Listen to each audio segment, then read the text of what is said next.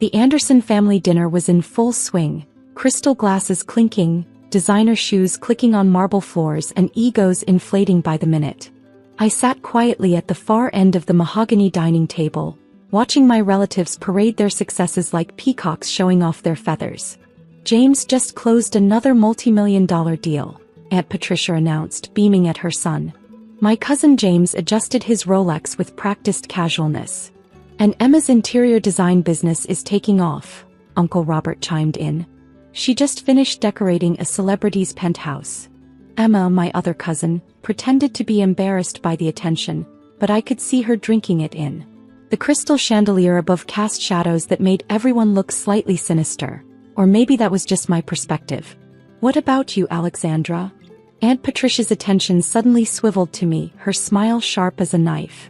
Still doing that? What was it again? Investment consulting, I replied quietly, taking a sip of wine. Oh, right, from your little home office. She laughed, the sound echoing off the high ceilings of her mansion. How quaint. I could have corrected her. Could have mentioned that my little home office was actually the entire top floor of a downtown high-rise. But I'd learned long ago that sometimes silence is the best revenge. At least she's trying, Uncle Robert said with fake generosity. Not everyone can be as successful as our children. The annual family meeting had always been like this, a competition of who could flaunt their wealth more openly while subtly putting down anyone they saw as beneath them. This year was especially intense because Grandfather had announced he would be updating his will. Speaking of success, James cut in, straightening his designer tie. Emma and I have some news. We're both buying new properties. Premium locations, exclusive neighborhoods. Custom builds, Emma added smugly. Nothing but the best. I hid my smile behind my wine glass. They had no idea.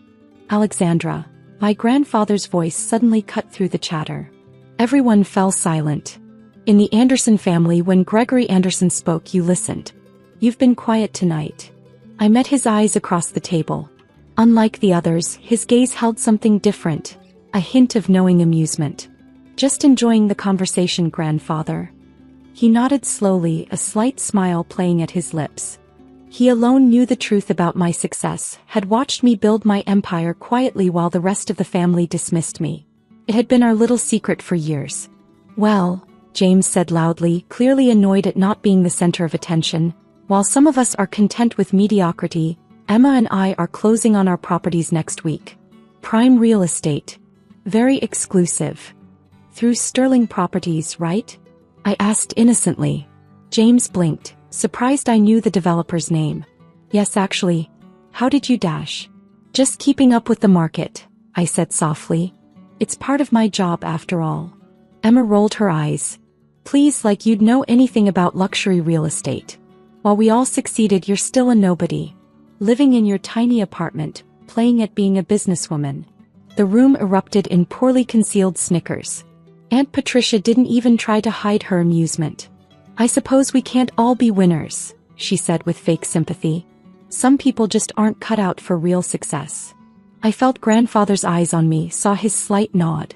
After 15 years of staying quiet, of building my empire in silence, it was finally time. You know what's interesting about Sterling Properties? I said, my voice carrying clearly across the table. They were actually acquired last month. New ownership. James frowned. What are you talking about? Everything's proceeding with our purchases exactly as planned. Oh, I know. I reached into my bag, pulling out a folder. I made sure of that. The room went silent as I laid the papers on the table. Property deeds, acquisition documents, mortgage agreements, all bearing my signature as owner and CEO. You see, I continued, enjoying the way their faces began to pale, Sterling Properties is just one of my company's recent acquisitions. Along with the Morton Ridge development where Uncle Robert's mansion is, and the Lakewood Estates where Aunt Patricia lives. What? Aunt Patricia's voice was barely a whisper. In fact, I said, spreading out the documents, I own all of your properties. Every mansion, every summer home, every piece of exclusive real estate you've been bragging about. I'm your landlord. The silence that followed was deafening. James's Rolex clinked against his water glass as his hand began to shake.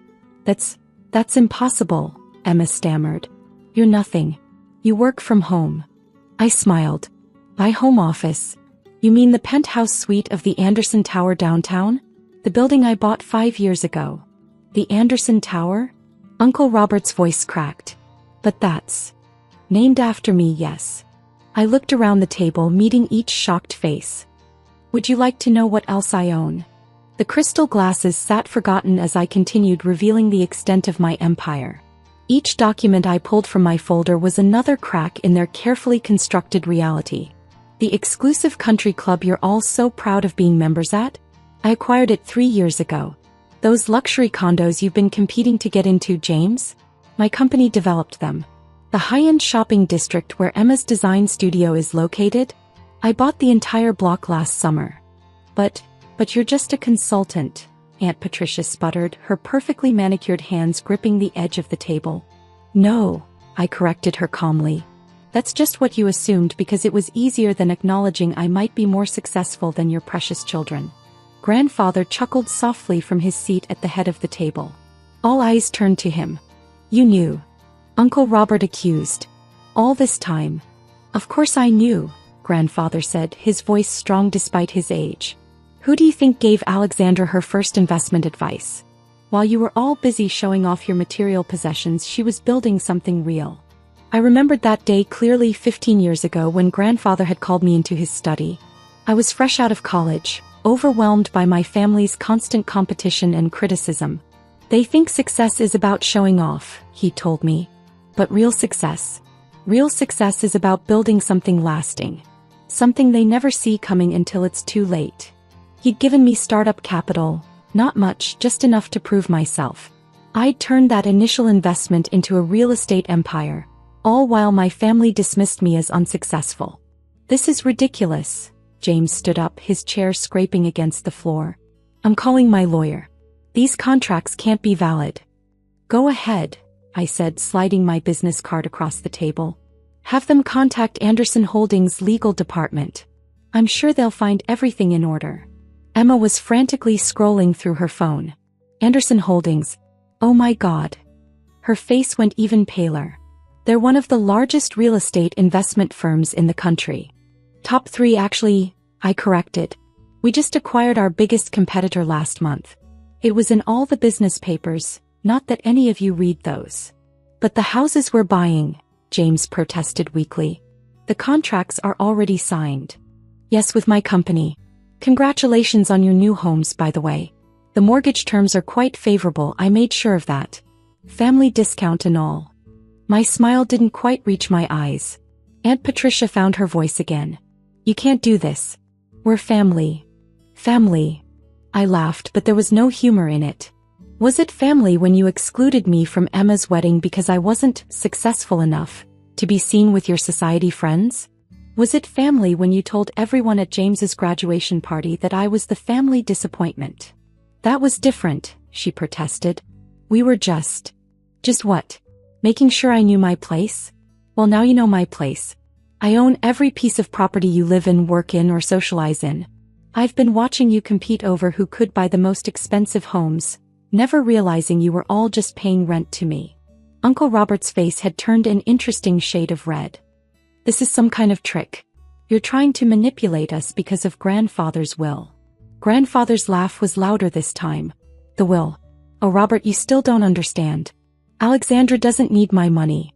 She's worth more than all of you combined. I pulled out one final document, a financial statement showing Anderson Holdings' current market value. As it passed around the table, the silence grew heavier. 15 billion? Emma whispered. That's more money than you can imagine? I finished for her. Yes, it is. And I built it all while you were busy mocking my little consulting business.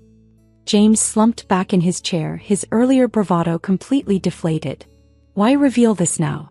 Why not just keep quiet? I stood up, smoothing my designer dress, one that cost more than his Rolex but didn't scream for attention. Because Grandfather asked me to. He wanted you all to understand something about real success before he updated his will. It's not about showing off or putting others down. It's about building something meaningful. Speaking of the will, Grandfather said, his voice carrying authority that silenced the room again. I've made my decision. Alexandra will inherit controlling interest in the family trust. What? Aunt Patricia screeched. But she already has her own money. Our children need dash. Need what? Grandfather cut her off. More resources to waste on showing off? More money to fuel their egos? Well, Alexandra has proven she knows how to build and maintain wealth. She knows the value of hard work and humility. I gathered my documents, tucking them back into my folder. Don't worry. Your homes are secure as long as you keep making the payments. I'm not vindictive. Unlike you, I don't feel the need to hurt people to make myself feel superior. And my design studio? Emma asked in a small voice. The lease is safe, I assured her. In fact, if you're interested in actually growing your business instead of just bragging about it, my commercial development division is always looking for talented designers. She blinked, surprised by the offer. But, I added, you'd have to earn it. No special treatment, no shortcuts. Just honest work and real results. I'd like that, she said quietly, and for the first time, I saw something genuine in her expression. James cleared his throat. What about the rest of us? That depends on you, I said simply. I'm always looking for dedicated people who want to learn and grow. But check your egos at the door. In my company, success is earned, not inherited. As the implications of everything sank in, the dynamic in the room shifted. The carefully constructed hierarchy they'd built, with James and Emma at the top, had crumbled. Now they all sat there, realizing that the cousin they'd dismissed for years was actually the most powerful person in the room. One more thing, I said, pausing at the dining room door. Those country club membership fees you've all been bragging about? They're going up next month. Significantly.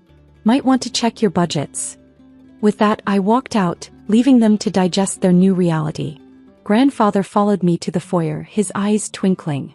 That was quite a show, he said softly. I learned from the best, I replied, helping him with his coat. Did you see their faces when I mentioned the country club? He chuckled. Priceless. But you're not really raising the fees, are you? No, I admitted. But they don't need to know that. Let them sweat a little. Maybe it'll teach them some humility. As we walked to my car, a modest luxury vehicle, not the flashy sports cars my cousins preferred, I heard raised voices coming from the dining room. The family meeting had devolved into chaos, just as expected. You know they'll try to challenge the will, I said as I helped Grandfather into the passenger seat. Let them, he replied calmly. Your Aunt Patricia always thought she could manipulate me with her children's supposed success. Time she learned that real success doesn't need to be announced at every family dinner. I drove us through the exclusive neighborhood where Aunt Patricia's mansion stood proud among other luxury homes. All owned by my company, all part of my quiet empire. What made you decide it was time?